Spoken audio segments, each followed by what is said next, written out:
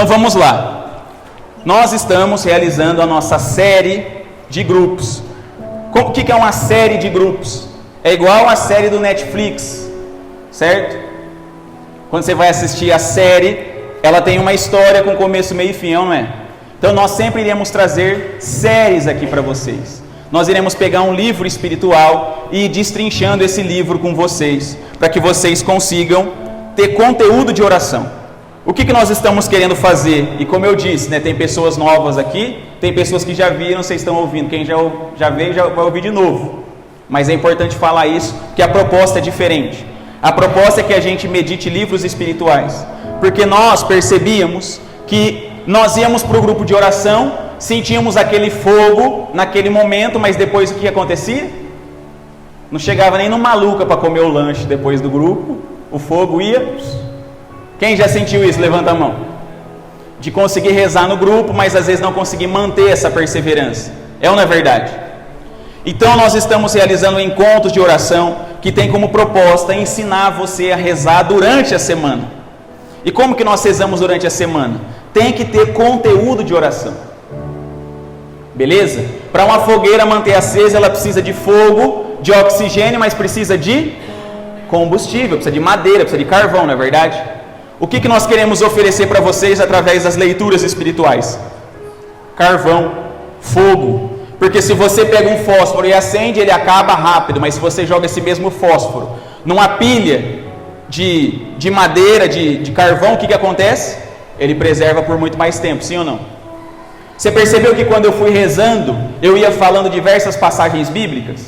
Percebeu ou não percebeu? Por que a minha oração, ela alimenta você? Porque o Roger é bom? Sim ou não? Não, porque a palavra de Deus é boa. Eu estou falando da palavra de Deus. Então é isso, nós precisamos aprender a rezar com a palavra de Deus, com a palavra dos santos, com a vida dos santos. E isso é o que nós queremos fornecer para você. Por quê? Porque você trabalha, você estuda, você tem um monte de coisa para fazer. Tem ou não tem? Ou você é vagabundo? Você não é, né? Você não é vagal, é? Deus não gosta de vagal. Então, por isso nós estamos fazendo isso. Nós estamos pegando os conteúdos espirituais e trazendo mastigado para você. Para você não precisar ler caso você não queira. Só que na verdade é um convite para que você também comece a ler, entende? Nós estamos no Brasil e nós estamos enfrentando um problema. O ano passado saiu uma pesquisa que diz que pela primeira vez na história tem mais pessoas que não leram nenhum livro do que pessoas que leram um livro. Ou seja, mais do que 50% da população brasileira não leu nenhum livro ano passado. Aqui não tem essa estatística. Todo mundo aqui, o ano passado, leu pelo menos um livro. Eu estou falando das pessoas lá de fora. Aqui só tem leitor, amém ou não? Amém. Então beleza, a gente não enriqueceu essa estatística, certo? Aí acontece o quê? É violência, é falta de emprego, é roubalheira, é corrupção. Aí a gente pensa, nossa, eu não sei como essa pessoa foi eleita. Seja você de direita ou de esquerda, você pensou que quando o de direita foi eleito, como que teve gente que votou nele? Quando o de esquerda foi eleito, você pensou, o de direita pensou, como que tem gente que votou nele? Não pensou isso? Aí você se pergunta, como que tem gente que votou nessa pessoa? Ué, metade da população brasileira não lê. Ou seja, a maioria vai votar em quem?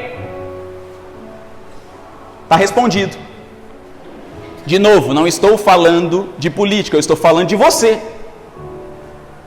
Nossa, como que aconteceu isso? Como que está acontecendo isso no Brasil? Ué, democracia, a maioria ganha. Se a maioria é burro, se a maioria é corrupto, se a maioria é desvirtuado, o que vai ganhar? Pronto. Então é isso. Isso é uma convocação para nós católicos. Isso é um problema nosso. Isso que nós estamos falando nessa série. Queres de verdade ser santo? Porque nós viemos aqui na igreja e falamos, Senhor, eu quero ser todo teu, Senhor, o céu é o centro da minha vida, eu não quero mais ser o mesmo, eu quero me apaixonar de novo, eu quero me entregar, eu quero isso, eu quero aquilo, mas nós voltamos para a nossa vida e não temos uma vida correspondente a isso. Então, o que o mundo padece é consequência de como está a igreja. Se o mundo vai mal, a culpa é da igreja, você está entendendo? Se os cristãos fossem diferentes, porque o mundo, meus irmãos, sempre foi assim. A gente pensa assim, nossa, mas o mundo está difícil, né? O mundo sempre foi difícil. Só que antigamente, tinham pessoas católicas, virtuosas, que estavam dispostas a derramar o seu sangue para salvar esse mundo perdido. O que aconteceu então não foi que o mundo mudou, foram os católicos que mudaram e se tornaram os bananas. Está entendendo? O mundo jaz sob o maligno, é isso que está dizendo a palavra de Deus. Só que na semana passada nós falamos, você tem que ser sal na terra e luz no mundo, não é verdade? Quem veio semana passada, nós falamos sobre isso. Então é isso que nós queremos falar nesse encontro, nessa série. Queres de verdade ser santo? Nós queremos fazer essa convocação para reunir pessoas que vão parar de olhar para o mundo e falar, ai meu Deus do céu, o mundo está assim, alguém precisa fazer alguma coisa.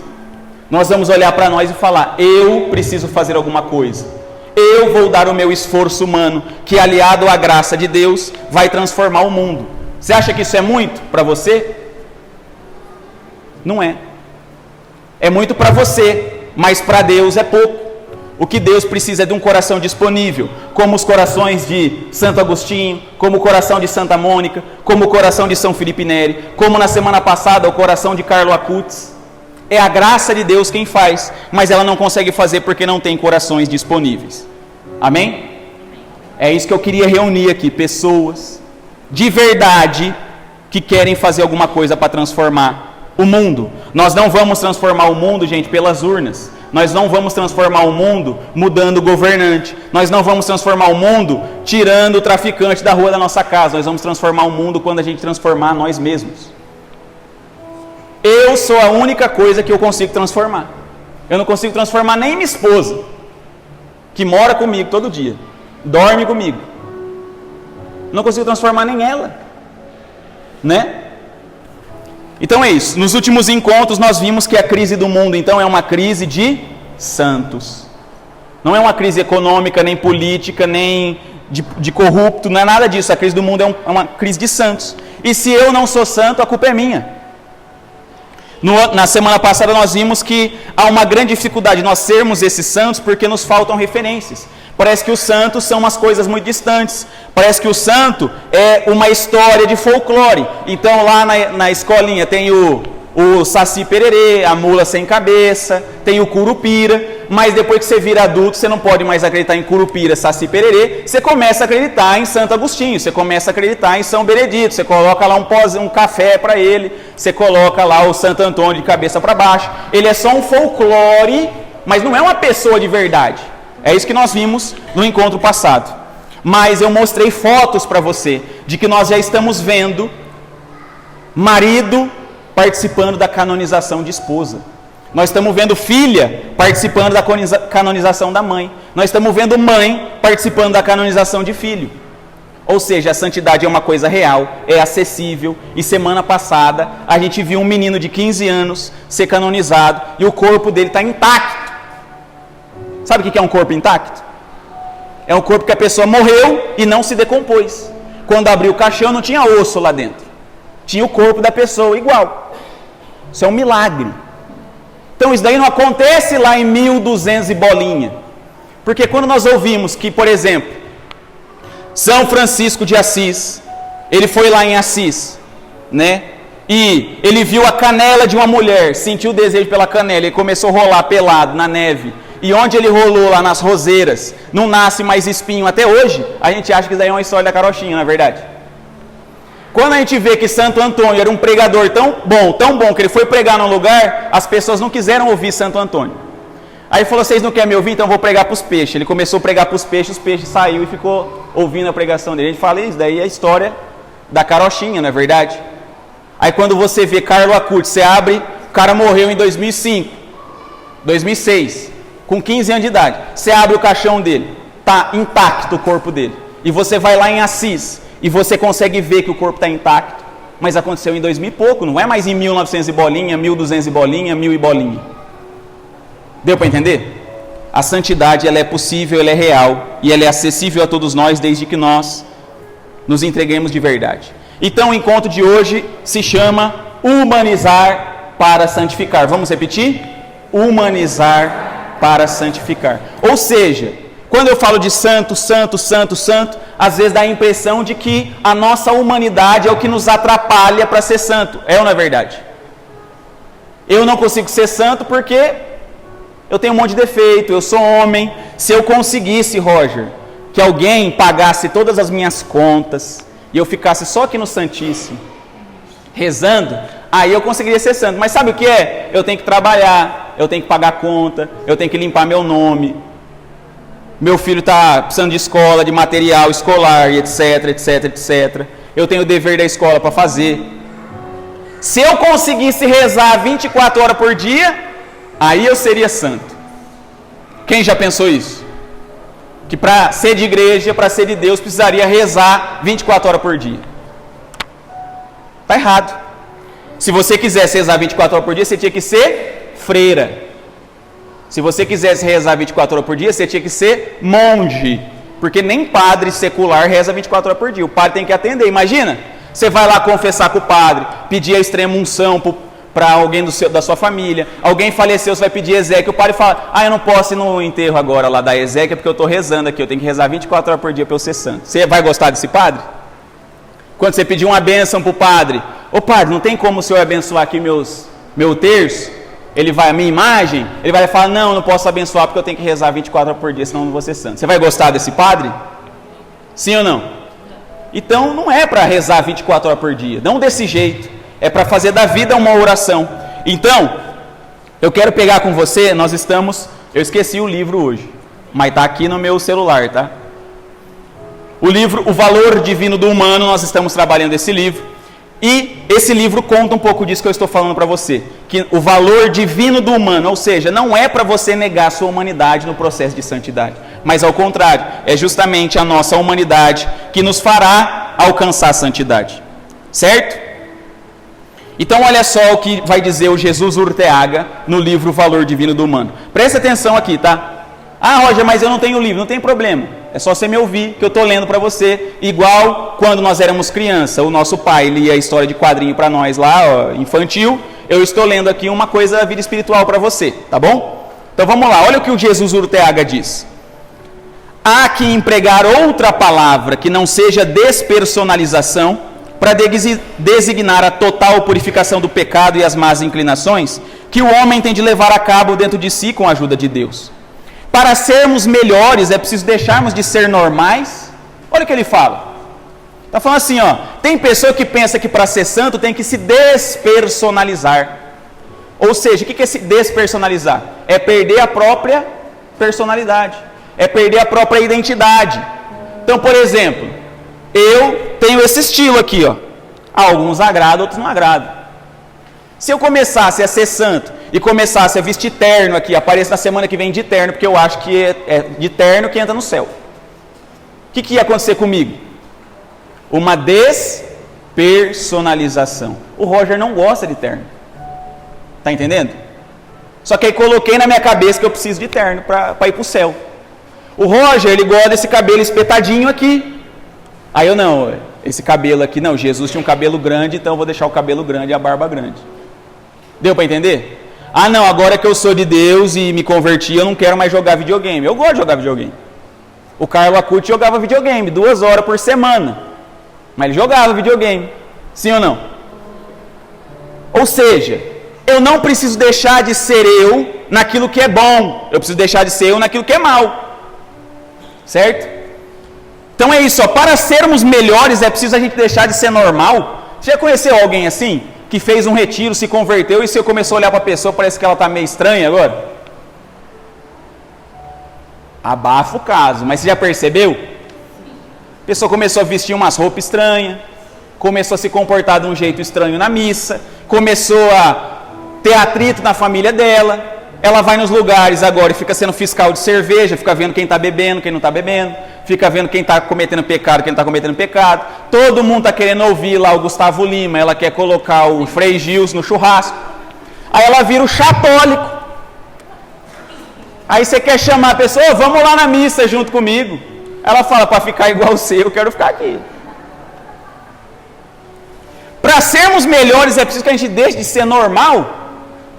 Está entendendo? É uma pessoa normal, que ouve música igual. Né? Não, essa JBL aí é coisa do demônio, conecta sozinho, tem que ser lá no vinil. Sabe?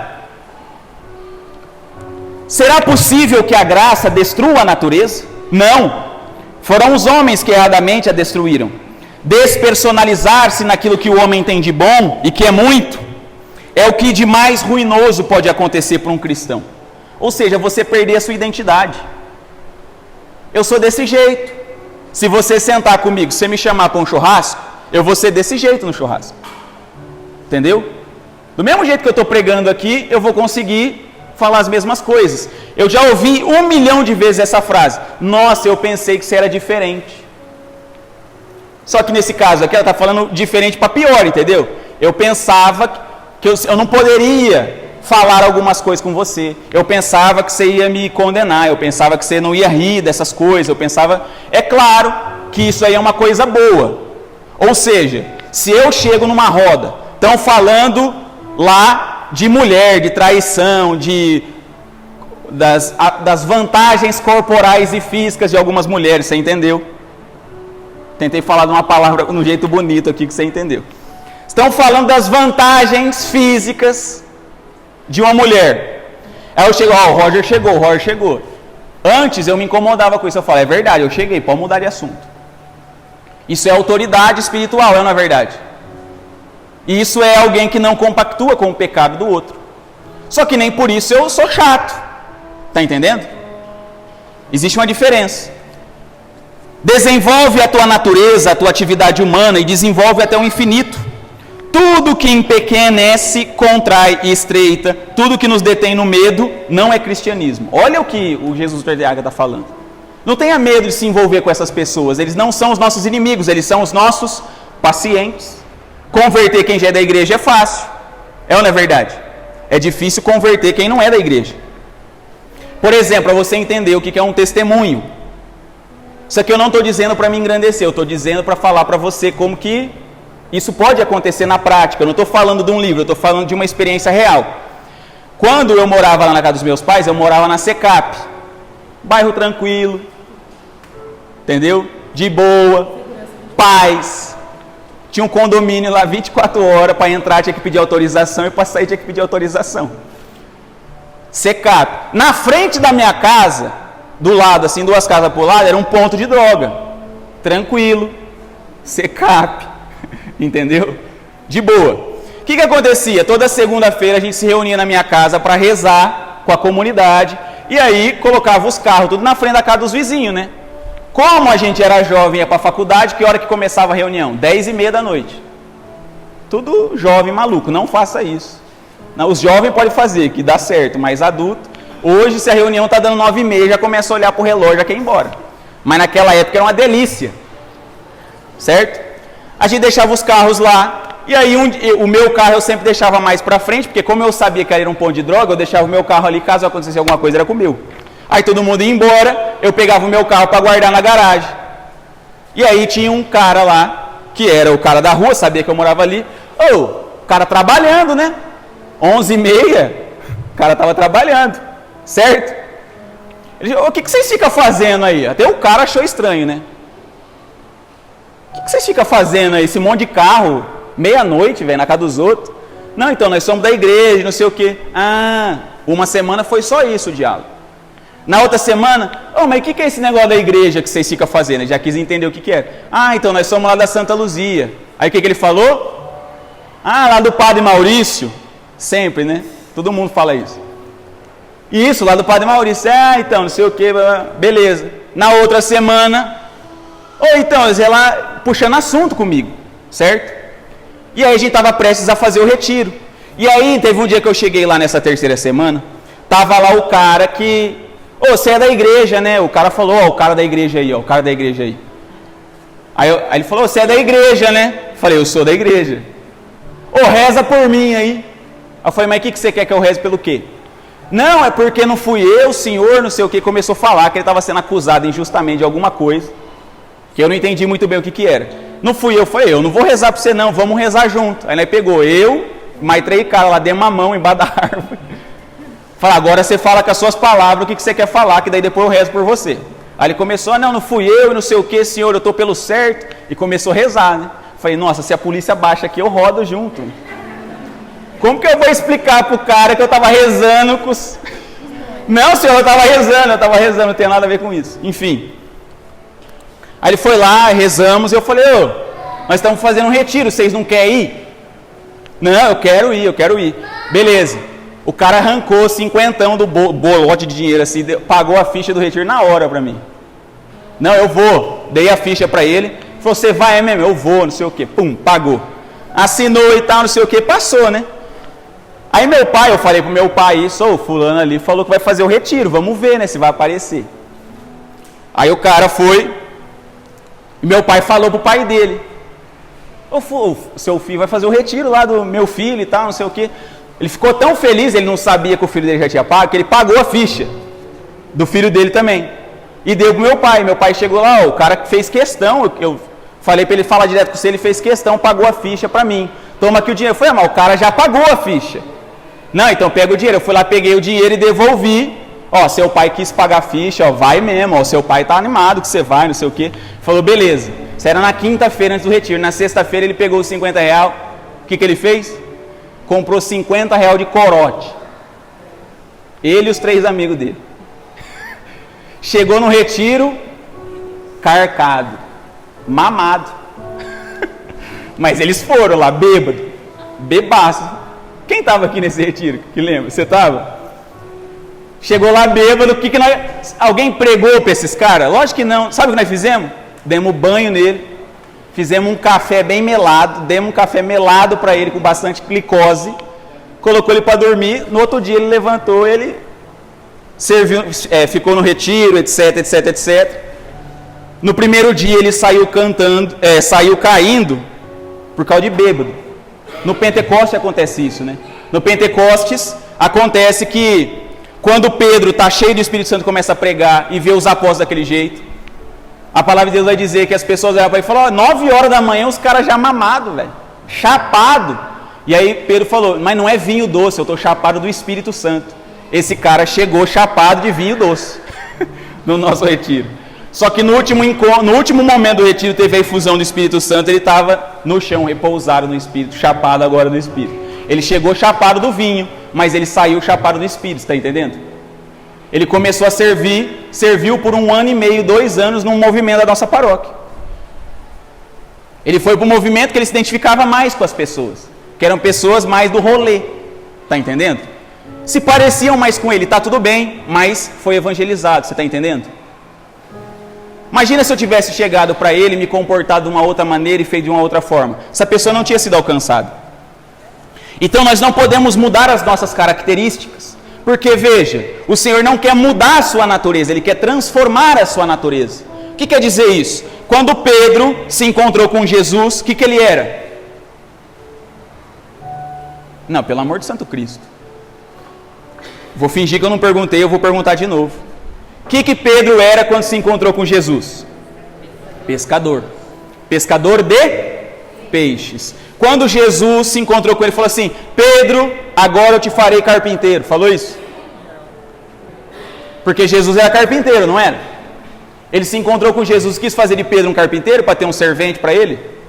Ele falou, agora você vai pescar homens. Ou seja, Jesus não mudou a natureza de Pedro. Pedro continuou pescador, mas agora ele pescava homens. É isso que o Senhor quer fazer conosco. Quando Ele nos encontra, Ele vai pegar os nossos dons que nós já temos e agora utilizar a serviço de Deus, a serviço da evangelização. Quando Jesus encontra Paulo, quando Deus, porque Jesus já tinha subido aos céus, quando Jesus aparece em forma de luz, derruba Saulo do cavalo, o que aconteceu? Saulo, ele matava cristãos, é ou não é verdade? Ele era uma pessoa douta, filósofa, sábia, inteligente, que convertia as pessoas para a sua crença, para a sua fé, que era o judaísmo. O que Saulo continuou fazendo depois que se encontrou com o Senhor? Continuou sendo uma pessoa douta, inteligente, sábia, que agora convertia as pessoas para o cristianismo. E antes ele matava pessoas por causa da sua fé, mas no cristianismo ele aprendeu a morrer pela sua fé. Antes ele derramava o sangue dos outros pela sua fé. Agora ele aprendeu a derramar o seu próprio sangue pela sua fé. Deu para entender? Era uma pessoa violenta, gente. Era uma pessoa radical. A gente pensa, nossa, eu queria viver na época de Paulo. Olha aqui a pregação dele. Se ele era chicote em nós. Se ele pega uns cristãos mornos igual a gente, era só chicotada. Ou seja, o Senhor ele não quer mudar a nossa natureza. Ele quer nos transformar. Deu para entender? Amém ou não? Amém. Olha o que diz o Jesus Orteaga. Os homens que conseguiram que o seu nome fosse inscrito ao lado do nome de outros santos são todos diferentes. Pedro é um, Paulo é outro, Carlo Acutis é outro, Felipe Neri é outro, Santo Agostinho é outro, Santa Mônica é outro, cada um é diferente. Cada um é uma personalidade. O que é personalidade? Quando você vai lá e coloca uma coisa personalizada, o que quer dizer isso? Quando você compra uma xícara personalizada, uma camisa do seu time que ela é personalizada, o que é aquilo? É só sua, ela é individual, é ou não é? O Senhor quer nos personalizar, Ele quer que nós sejamos uma personalidade, não um personagem. Porque tem pessoa que vem para a igreja e vira um personagem. Ele veste a camisa do movimento, ele veste lá de domingo a roupa da igreja, se transforma numa pessoa de igreja. Aí de segunda a sábado ele é outra pessoa, agora ele é o funcionário. Ele não consegue integrar essas duas coisas. São diferentes um do outro, cada um com a sua fisionomia particular. Diferentes por serem homens, mas com um espírito que é o mesmo em todos eles. Meter rapazes numa forma para que saiam todos iguais, sem sol, nem cor, é inumano e deformador. Vocês estão entendendo o que eu estou falando, gente? Imaginemos, presta atenção nisso, imaginemos que isso aqui são as fileiras do céu. O Senhor quer isso aqui mesmo. Ele quer uma pessoa desse jeito, desse jeito, desse jeito, desse jeito, desse... Ele não quer colocar todo mundo numa forma para que todo mundo seja igual. Ele quer que nós pegamos as nossas diferenças, melhoremos isso com a graça de Deus e ofertemos para o bem de todos, para o bem da igreja. Não pretendemos copiar as atitudes dos santos, as suas expressões. Isso seria pueril e abominável. Só nos foi dado um nome e um exemplo: Cristo, o único modelo que o Criador nos deu para o imitarmos e, por conseguinte, alcançarmos a nossa santidade. Amém? Ou seja, nessa primeira parte eu falei para você que a humanidade não te afasta de Deus, mas ela deve ser aperfeiçoada, e com as suas virtudes, com aquilo que você tem de bom. Se você canta, o Senhor não vai te chamar para gravar, o Senhor vai te chamar para cantar.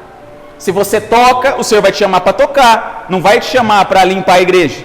E se você limpa a igreja, talvez você não é chamado para cantar.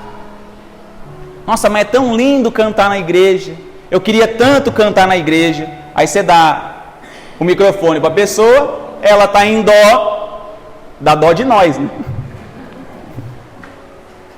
Ela está em tom e a música está em jerry, aí não dá.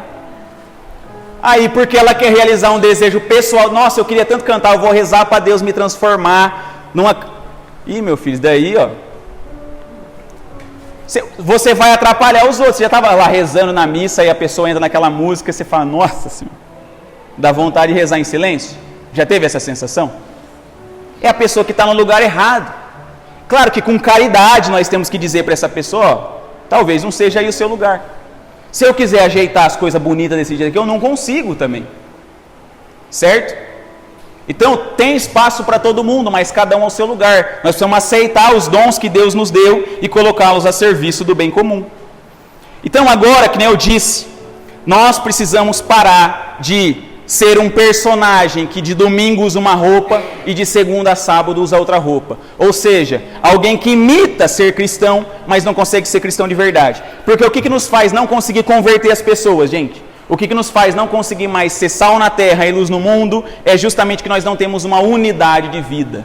Então essa segunda parte da nossa pregação vai falar sobre a unidade de vida. O que é a unidade de vida? Eu sou um só em todos os lugares. Está compreendendo? Quando eu entrei para a faculdade, eu sou psicólogo. Eu fiz faculdade de psicologia e existe um problema na faculdade de psicologia, porque eles não gostam de quem vai na igreja, de que fala que Deus não pode misturar religião e psicologia, essas coisas todas. E eu tinha muito medo de perder a minha fé quando eu entrei para a psicologia. Tinha muito medo. Eu não queria me deixar desvirtuar na minha fé, transformar Deus numa coisa simplesmente psicológica, como um alívio das nossas culpas, etc, etc, etc. E aí, certa vez, lembrando, nessa época eu fazia faculdade, estava também na igreja, fazendo reunião depois da faculdade. Lembra que eu te contei? E aí, uma época, as pessoas da igreja me perguntaram, Roger, você acha que a psicologia abalou a sua fé?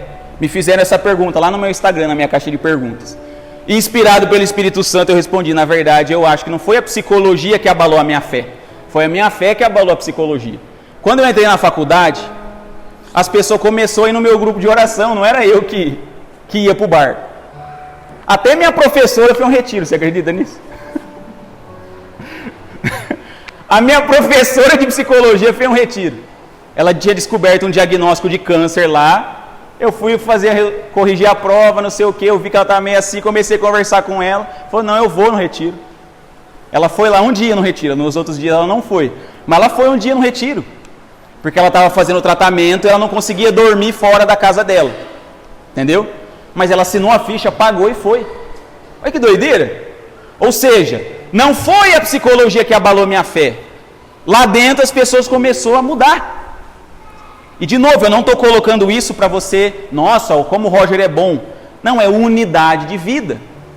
Se Deus é um só, se Deus é a verdade, não foi Ele que criou a psicologia, sim ou não? Então não tem como. Se a psicologia é uma coisa boa e Deus é bom, eu tenho que achar um ponto de encontro. Onde que Deus está dentro da psicologia? Não foi a psicologia que criou Deus, foi Deus que criou a psicologia. Então eu tenho que só encontrar esse ponto de unidade. Eu encontrei, pronto. Certo? Essa ideia de que nós não podemos misturar, por exemplo, você já ouviu aquela frase assim, o Estado é laico? Já ouviu essa frase? Sim ou não? Ó, preciso que vocês participem mais, vamos lá. Você já ouviu essa frase, o Estado é laico? Sim. Tá vendo? É falta de educação quando alguém pergunta e você não responde. O Estado é laico. E aí nós temos que fazer o quê? Aqui no mundo comum, aqui na política, aqui fora, aqui na escola, aqui na faculdade, não pode ter fé. Você vai ter fé lá na sua igreja. Quem inventou isso aí, sabe quem foi? A maçonaria. É uma ideia maçônica separar a vida na igreja e a vida fora da igreja. Você já ouviu aquela frase? Todas as religiões são boas, o importante é você acreditar em alguma coisa. Já ouviu essa frase? Às vezes você já até falou essa frase, miserável. Como que o importante é crer em alguma coisa? Então se eu crer que esse notebook aqui vai me salvar e começar a ajoelhar para ele, você vai deixar? Hã? Não é todas as religiões não são boas, não. Jesus morreu na cruz para quê? Se o judaísmo também fosse bom, por que Jesus morreu na cruz? Eu falo, não gente, calma aí, não precisa me matar não, o judaísmo também é bom, o cristianismo também é bom, entendeu? Assassinar a pessoa que no Império Romano e comer criancinha é bom. Se todas as religiões são boas, o que nós estamos fazendo aqui então? A religião mais difícil que você escolheu é ser católico. Se todas as religiões são igualmente boas, nós somos burros, porque a mais difícil de todas é o católico. Você chega na outra igreja e fala, vem aqui que você vai ganhar um carro, você vai ser curado, você vai ganhar uma casa, você vai ganhar um emprego. Aí você chega aqui na igreja, ó, se prepara que a sua vida vai começar a ser difícil. Você entra na igreja católica, se prepara, você vai ter que acordar 4 horas da manhã para rezar com o Frei Gil. Né? Só dificuldade. Você sai de um retiro cheio do Espírito Santo, a pessoa faz isso, daí vai durar 2 semanas, depois é só tribulação. Olha que evangelização que o católico faz, né? Maravilha. Então, quem tem essa ideia de que você tem que ser da igreja, lá na igreja, mas aqui no mundo comum, nós temos que ser laicos, isso não é do cristianismo. Isso é uma ideia maçônica. Porque para essas pessoas, por que eles falam todas as religiões são igualmente boas? Gente, pode parecer que isso aqui não tem a ver com pregação, tá? Mas aqui você não vai ouvir em nenhum outro lugar. Por isso que nós somos um encontro de oração Samaria. Eu não estou aqui para causar sentimentozinho e arrepio em você e você ir embora arrepiado. Eu estou aqui para, pelo poder do Espírito Santo, da palavra de Deus, transformar a sua vida por dentro e não por fora. Eu não quero arrepiar o seu braço, eu quero arrepiar a sua espinha, para você sair daqui com vontade de mudar o mundo. Está entendendo? Então a gente ouve essas frases e pensa que isso é inofensivo. mas isso é o problema da nossa vida espiritual. Se todas as religiões são igualmente boas, você não quer converter ninguém. Não é verdade? Porque essas pessoas reduziram a religião a simplesmente um código de ética, um código moral. Vai lá na igreja, aprende que você não pode matar, roubar, não pode fazer mal para os outros. E se você não incomodar a vida de ninguém, a sua igreja é boa. Se você começar a incomodar a vida dos outros, a sua igreja é ruim e você é intolerante. Deu para entender? Ou seja, para essas pessoas, o mundo, a paz do mundo é aqui nesse mundo, não é na vida eterna. Esses caras não acreditam em céu, gente. Eles não acreditam em vida eterna. Eles querem a paz já nesse mundo. Quem vai causar a paz nesse mundo? O governo. E o que o governo precisa fazer? Que as pessoas não entrem em guerra. Se as pessoas não entram em guerra, nós temos a paz. Então, se a sua religião é da paz e a dele é da paz, não importa que você é de Jesus e você é de Maomé. Dê a mãozinha, vocês estão todos amiguinhos, não vão cometer crime, não vai dar trabalho para ninguém, você pode fazer o que você quiser. Certo? Só que nós não estamos pensando na paz nesse mundo. É por isso que quando você vai evangelizar e falar da sua religião, você vai falar de Maria para os outros, porque é assim, né? Chesterton tem uma frase que diz: as pessoas querem que o católico respeite a religião de todo mundo, menos a dele. Então, você vai na casa de um protestante, você tem que esconder o seu terço. Você tem que esconder, tirar não vai lá, vai na casa da minha irmã, tira o pingentinho de Nossa Senhora Aparecida, porque ela não gosta. Aí ela vai na sua casa, você tem que esconder as imagens. Ou seja, o católico tem que obedecer e ser respeitoso com todo mundo, menos com ele mesmo. Isso não é Estado laico, isso é perseguição religiosa. Entendeu? Só que nós não sabemos nos defender, meus irmãos.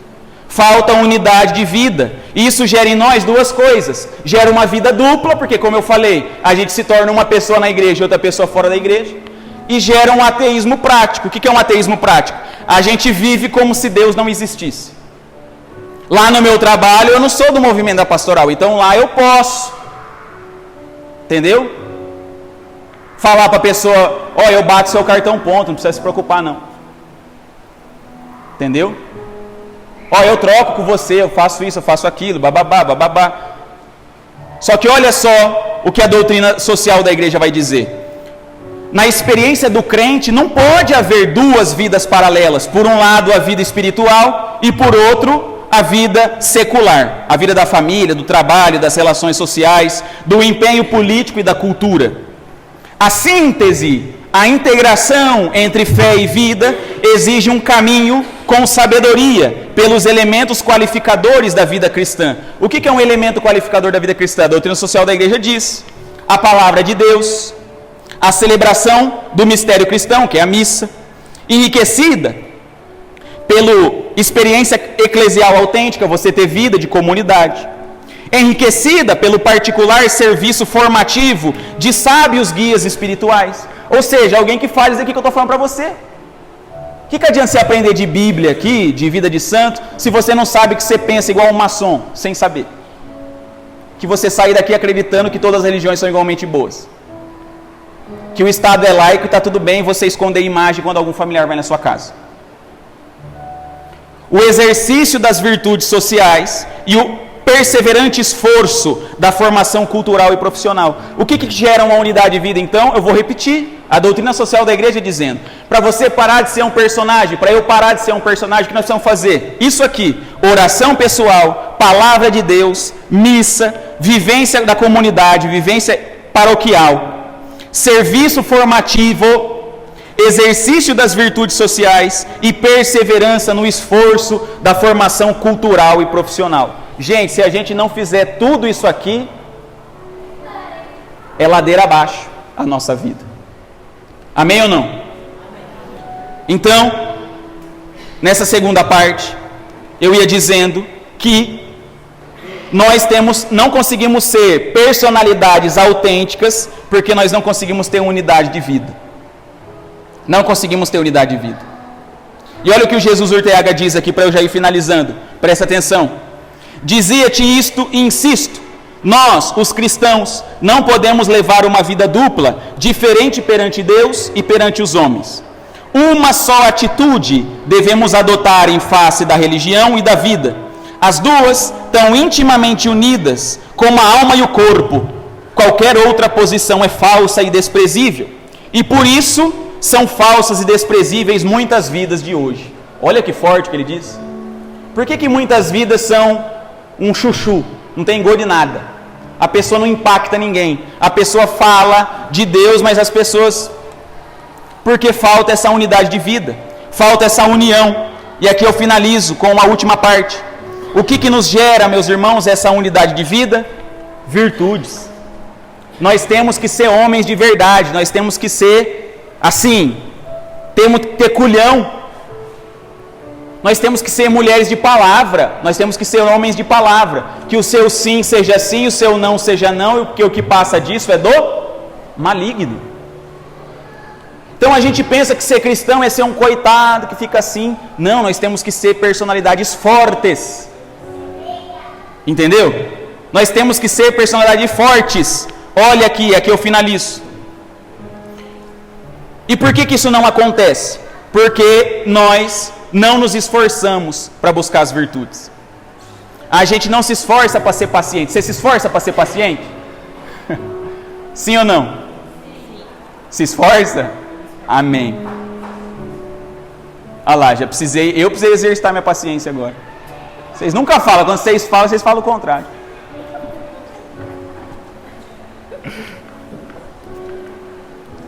Nós não sabemos o quanto é difícil ser bom, porque a gente nunca tentou ser bom de verdade. Porque a gente desiste rápido. Falta brio. O pessoal gosta dessa palavra aqui da comunidade. Falta brio. O que é brio? Um católico, sabe o que deveria ser? O católico, antigamente era assim, a sociedade era católica antes, sim ou não? Na época dos nossos avós. Não sabiam por que era católico, né? Chegava na casa da minha avó na quaresma, estava tudo tampado, espelho, janela. Você perguntava, avó, o que é isso aqui? Não, é quaresma. Minha avó na quaresma não podia bater nos filhos. Porque é quaresma, né? Você não pode bater nas crianças. Ela tinha um nome de todo mundo assim escrito, e ela ia anotando nos 40 dias as artes que os filhos faziam. Chegava a Páscoa, ela falava, 6 vezes. Ela ia lá e separava os meninos, 6 palmadas neles, anotava o nome. Não sabia o porquê estava fazendo, mas fazia, era quaresma, está entendendo? A sociedade era uma sociedade católica. E porque a sociedade é uma sociedade católica, as pessoas eram confiáveis, sim ou não? Você podia deixar a sua porta e a sua janela aberta, sim ou não? Podia ou não podia? Você podia deixar o seu filho com o vizinho, sim ou não? Se a pessoa falasse assim, ó, fulano, eu vou comprar leite para minhas crianças, dia tal do mês que vem eu venho aqui e pago, precisava anotar em algum lugar? Precisava se assinar algum papel? Porque a palavra bastava, é ou não é verdade? Isso é ser católico. Eu sou católico, eu confio em você e eu sei que você estava na missa junto comigo, você não vai me dar calote. Era ou não é assim? Quem é antigo? As coisas mudaram porque o católico perdeu o brio. Você não confia mais nas pessoas. A pessoa manda o comprovante do Pix para você, você confere. Deixa eu ver se não é agendado, você caiu mesmo na conta. Será só um print falso. É ou não é? Isso é ser confiável. Isso é ser católico. Imagina se a sociedade fosse assim. Se a gente pudesse aqui confiar uns nos outros. Se eu pudesse deixar o meu celular aqui e saber que ele vai ficar aqui. Dentro da igreja, gente. Não é verdade? E aí, Jesus Urteaga finaliza. Se realizares assim todas as tuas obras, ou seja, com esse brio, com essa energia, como homem, eu estou pedindo para você fazer milagre? Estou pedindo para você ficar rezando de madrugada? Estou. Se você fizer, amém. Eu estou pedindo para você ler o livro? Não. Estou pedindo para você fazer alguma coisa. Eu estou pedindo para você ser homem e ser mulher de palavra. Isso converte mais do que qualquer outra coisa, gente. Ser gente de verdade, ser gente honesto, com a graça de Deus, entendeu? O que converte é você estar na missa com seus filhos fazendo barulho e as pessoas olharem para você e ver que você está ali com os seus filhos. Quem tem que controlar a nossa paciência na missa somos nós, não é as crianças. É a pessoa que é católica e fala, não vou na missa com meu filho pequeno porque vai incomodar os outros. Não, você está incomodando Deus, as pessoas não. Porque Deus quer você na missa com os seus filhos. É ou não é verdade? A gente vai no shopping e a criança não faz barulho no shopping, né? Quando você leva no cinema, ela não faz barulho, ela fica lá quietinha. Só na igreja, que tem alguma coisa na igreja, o menino vira do capeta. Mas no shopping, na quermesse, na piscina, o menino fica bonitinho, né? Ele tem TOD, sabe o que é? Ele tem TOD, transtorno opositor, não sei o que das quantas. Ele tem TDAH, ele não consegue ficar parado. Leve ele na igreja, educa esse menino, entendeu? Olha o que ele diz então: se realizares assim todas as tuas obras, em estado de graça e com retidão de intenção. O que é estado de graça, gente? É estar confessado. Porque você precisa da graça de Deus. Mas para a graça de Deus chegar em você, você não pode estar em pecado mortal, você tem que ter confessado. Todas as tuas virtudes humanas, tudo quanto fizerem como homem, entrará no maravilhoso campo da vida dos filhos de Deus. A graça não cria a atividade humana, ela sobrenaturaliza o que existe. Quando uma obra está naturalmente terminada, está com a graça sobrenaturalmente realizada. Olha que bonito. Quando eu termino de atender um paciente, eu realizei uma obra humana ou espiritual? Humana. Mas olha o que ele diz: quando uma obra está naturalmente terminada, está com a graça sobrenaturalmente realizada. Aquela pessoa, através da saúde mental dela integrada, ela consegue ser um melhor filho de Deus, é ou não é? Uma pessoa ansiosa consegue rezar? Uma pessoa depressiva consegue rezar? Não tem energia. A mente fica assim. Uma pessoa que está viciada consegue? Não. Então, quando eu finalizo o meu trabalho ali, eu fiz a ação humana e Deus vem e transforma com a graça. Não descortinas a simplicidade e a grandiosidade da vida corrente de um cristão? Exige a cooperação da natureza com a graça, das virtudes humanas com as sobrenaturais, do corpo com a alma, da vida com a religião, numa palavra, a colaboração do homem com o cristão. E dessa fusão, Cristo e tu, surge o santo. Não é bonito isso, gente, que o livro está dizendo? Nós temos que ter unidade de vida. É por isso que Jesus é um em três. Certo? Então vamos ficar de pé para finalizar o nosso encontro de hoje, pedindo a Deus essa graça.